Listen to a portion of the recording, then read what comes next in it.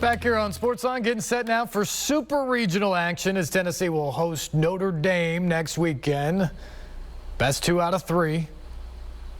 Winner to Omaha and the College World Series. Number 1 Tennessee, a winner last night in the regional final over Georgia Tech, 9-6. A 6-run 9th inning in a rowdy Lindsey Nelson Stadium, helping them punch the ticket. Jordan Beck had the game-tying double in the top of the 9th to spark that 6th inning. But it was really set up by the incredible bullpen pitching of Will Mabry.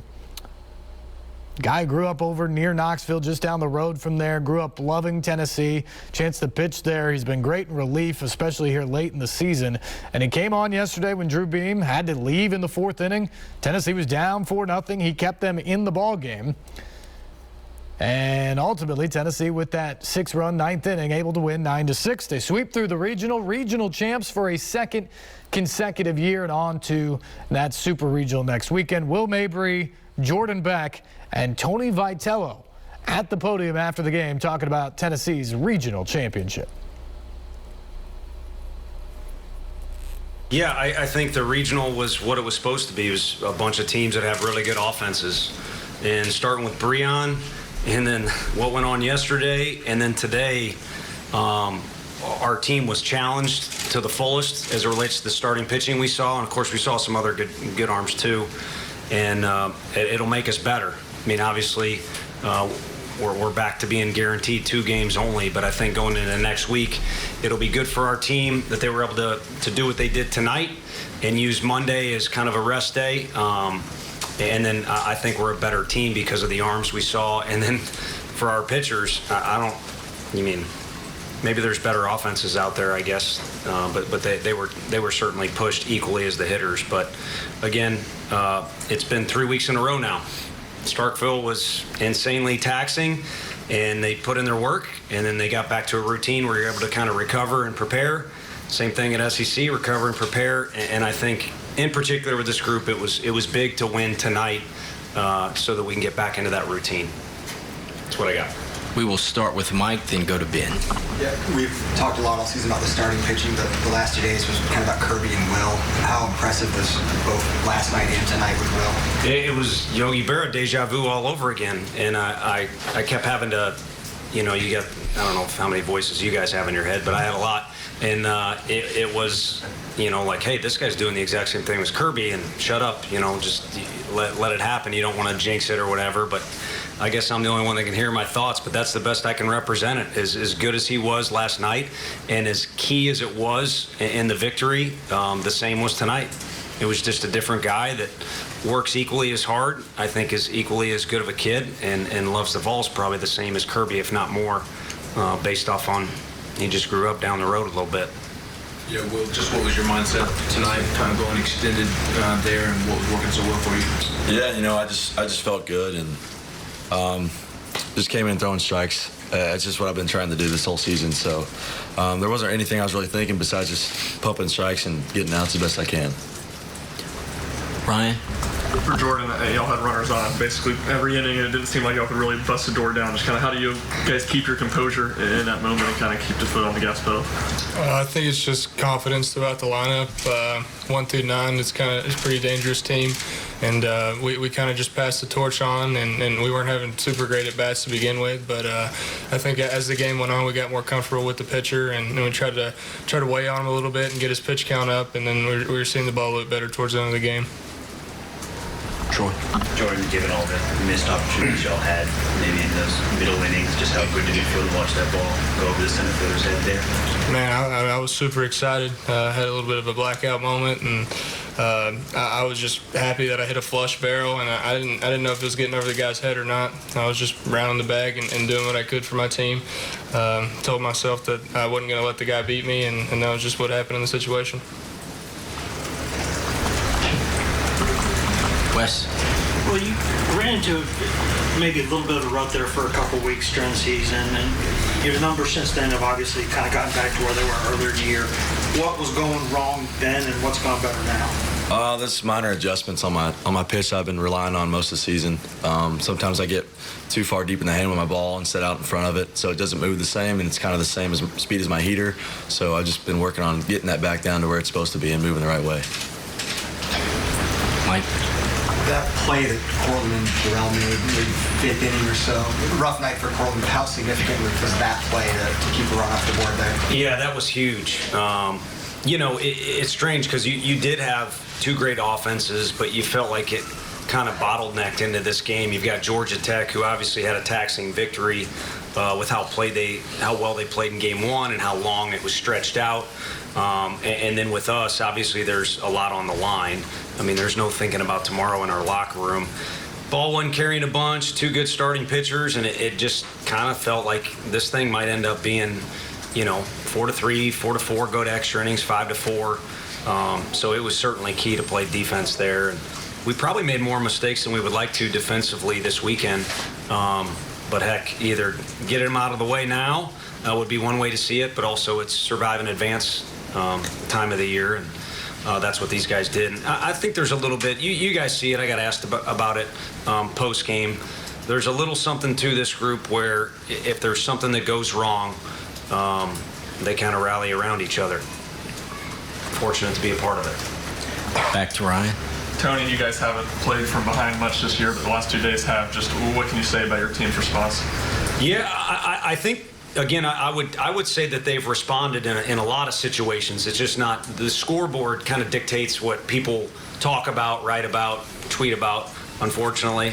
But I think there's been a lot of situations where our guys have had to bounce back. We've had guys that aren't available. I mean, you know, everyone's got injuries, so I'm not crying poor us, but there's been a lot, you know, I haven't been in the dugout a few times, which apparently helped us if you look back at the statistics, but there's just been a lot of things where our guys needed to gather themselves and respond, and I think they've done that consistently throughout the year. It just kind of comes off in more dramatic fashion when the last 2 days happen.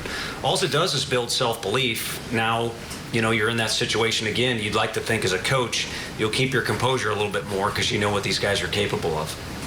Ben, then Joe. Tony, just what you see from Jared leading off the ninth there with that single up the middle, and why do you think he has a knack for succeeding in those situations? Because it's not his first pinch hit. Well, he's not the only one, but you got a guy that is working like a maniac every day.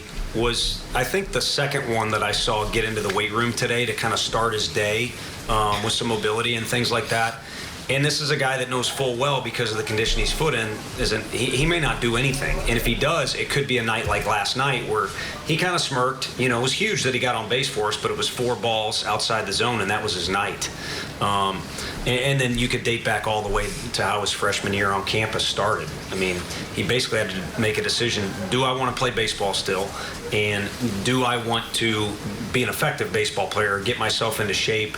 And the guy has not stopped. It's been a maniac work ethic since then, but it's also been an attitude that's like, he's one of those guys when you're around him, he makes you feel bad about yourself because he's always in such a good mood and always such a good kid. So, you know, it was great to see what he did and then come in the dugout, and just everybody loves the guy.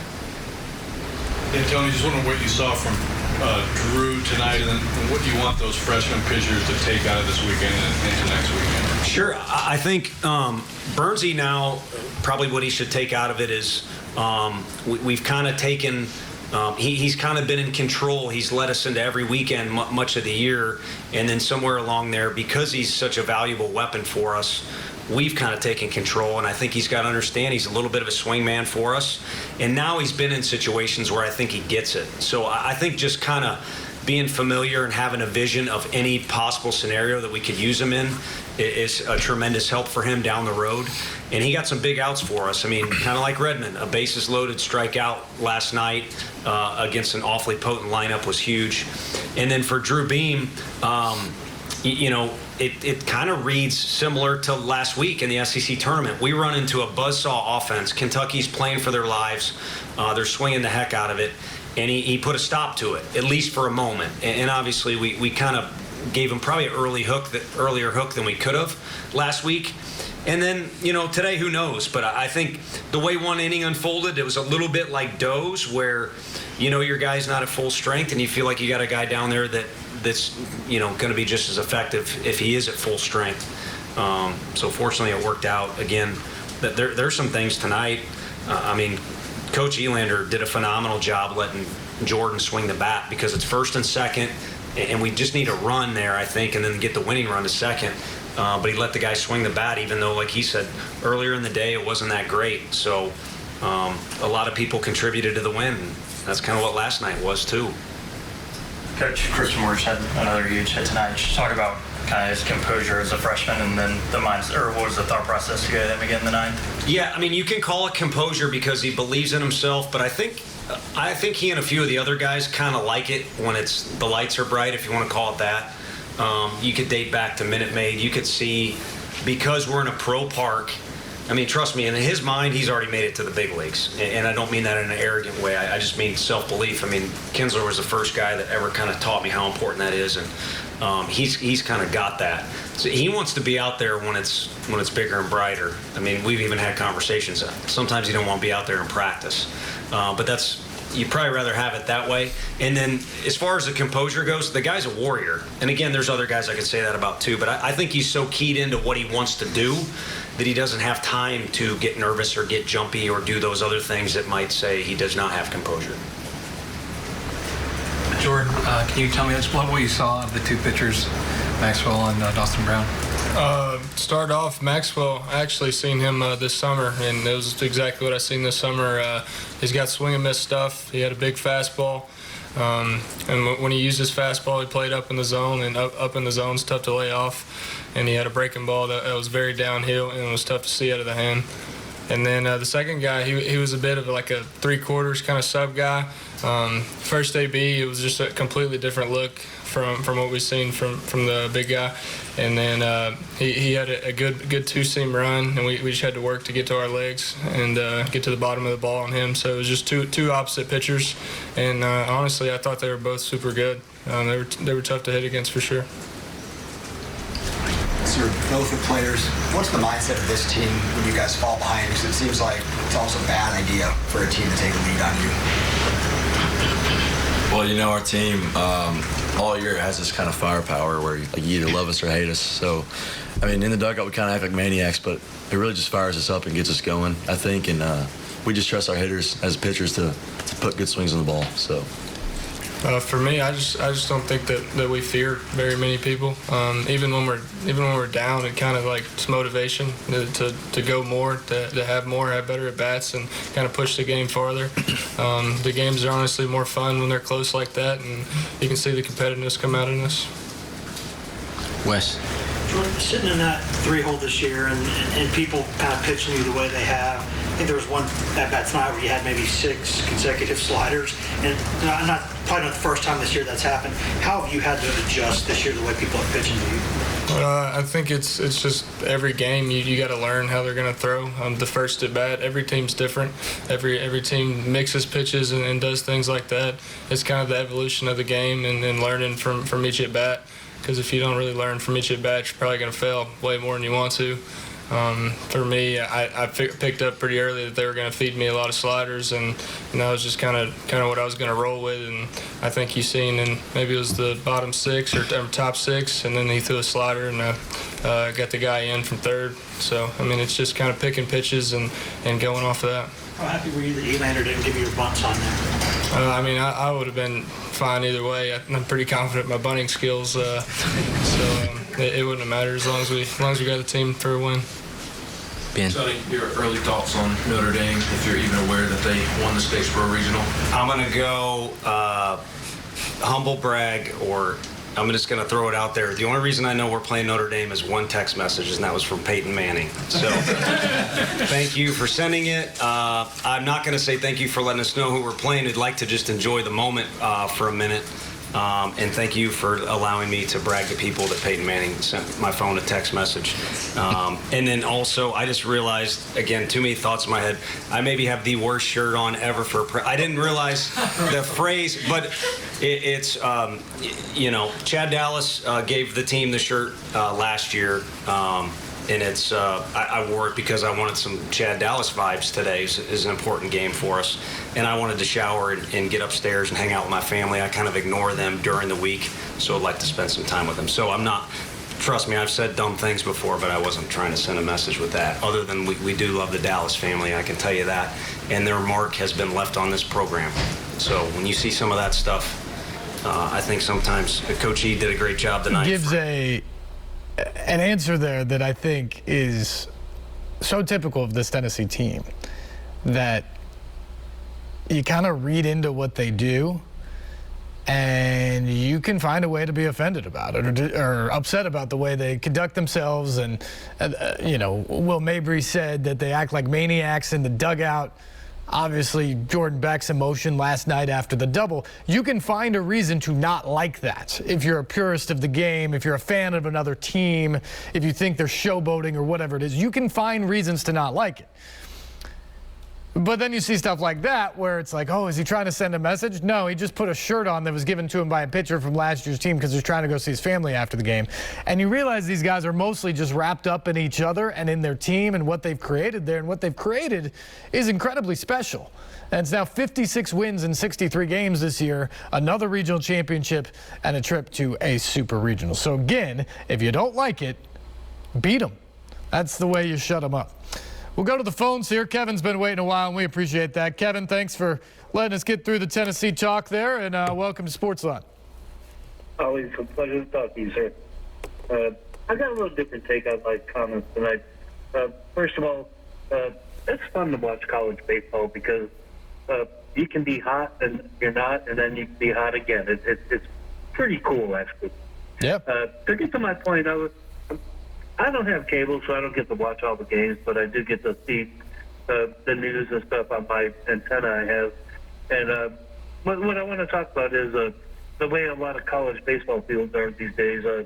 The artificial turf with implanted batters boxes where there is no dirt, there is no chalk lines. They're all permanently painted. Yep. And I was talking to my buddy, and he was like, "Man, Major League Baseball should do that because it would make things very easy." And I told him, "You're nuts. Baseball, Major League Baseball is about the dirt. It's about the chalk lines. It's about the grass in the infield." I was lucky enough to be, as a little kid, my godfather worked for the Chicago Cubs ground crew. So from the time I was 10 to 17, I got to see a lot of free baseball games at Wrigley Field and hang out with the ground crew. And I was just a dumb little kid. What did I know about anything? But they took a lot of pride in maintaining that field. And trust me, they know the teams that are coming into the city, and that's why they would grow the grass a little bit longer in the infield or cut it a little bit shorter in the infield. They knew exactly what they were doing.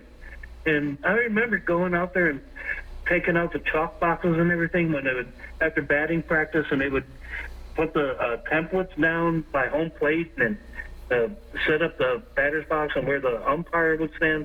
Now, this is at a time when the umpire wore like the big pillow cushion in front of his head, in front of him, instead of wearing a chest protector. And so my point is, there's no way these Major League Baseball parks could ever go to having that type of field because it takes away from the creativity of the teams, and especially these days. I'm so impressed at the grounds crews, how they do the lawn mowing and make patterns and designs. They never did that at Wrigley Field back then because, I would have even known how to do that. But my point is, what's your take on that? Would you like traditional baseball, or do you think it would be better for teams to have the artificial turf with the permanent lines and no dirt for some guy to slide in the home plate and make a big old dust ball? Well, Kevin, I love the trip down memory lane. I'm with you. I think that ultimately any sport, baseball or any sport played outdoors where it was traditionally grass, I think it should be grass today, grass and dirt. I think there's a huge part of the game to that. Another thing that you didn't mention in there, besides some of the strategic things you can do as a grounds crew to help your team, but baseball's a sport where there's bad bounces, that it hits a pebble in the dirt and it bounces a little differently than you expected, or it hit the lip of the grass. That was always, as a former infielder, that was the miserable thing that could happen to you when it would hit that lip of the grass right as you're about to get a hop. You lose that when you make it all these artificial surfaces throughout. So, yeah, I think Major League Baseball will never get away from it because it is a billion-dollar business. And all these teams have such money, and they're in their stadiums year-round, and they can pay the grounds crew to be year-round and all that. Especially when it comes to college baseball, there's just not a lot of programs in the country that can invest the type of dollars you need to have a great playing surface 12 months out of the year. And remember, the other thing about this is college baseball, we're in the playoffs now in June. The start date is February for all of these teams, and that's for games, not just practice. And so you have to have a field and a surface that's up to snuff in the cold and the chill and the rain and sometimes the snow of those early months of the year, not just look good in May and June. And so that's why I think you've seen so many of these schools go to it, is because of the expense of keeping the grounds crew and the weather that they have to deal with early in the year, which obviously Major League Baseball doesn't have to deal with. But I still love it when I look at Auburn and Florida and LSU and Texas A&M and some of those schools that have the weather that they don't have to worry about early in the year. When you got the grass field and you got the dirt infield, to me, that is baseball. That's baseball at its purest, and I would love to see it everywhere. And I definitely don't want to see the artificial stuff have to go to Major League Baseball anytime soon. We'll take a break. We'll come back, and we'll get you John's interview with an up-and-coming fighter here from Middle Tennessee after this.